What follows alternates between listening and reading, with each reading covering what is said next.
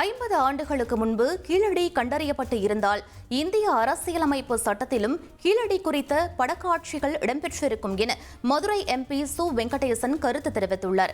மதுரை மாநகராட்சியில் நடைபெற்ற ஊழல் மற்றும் பணி நீக்கம் உள்ளிட்டவை குறித்து அவர் செய்தியாளர்களிடம் பேசினார்.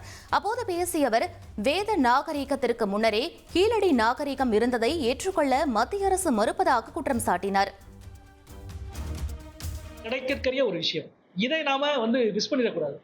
இது 50 ஆண்டுக்கு முன்னால் கிடைத்திருந்தால் நீங்க எழுதி வச்சுக்கோங்க. நம்முடைய அரசியல் சாசனத்தினுடைய 17 படங்கள் இருக்கு. அதுல முதல் படம் சிந்து சமவெளி நாகரிகத்தினுடைய படம். 2வது படம் வேத நாகரிகத்தை விளக்குகிற படம். கீழடி 50 ஆண்டுக்கு முன்னால் கண்டுபிடிக்கப்பட்டிருந்தால் சிந்து சமவெளி நாகரிகத்தினுடைய படம் முதலாவதாகவும் 2வது படமாக கீழடியினுடைய கண்டுபிடிப்பின் படங்கள் இடம்பெற்றிருக்கும்.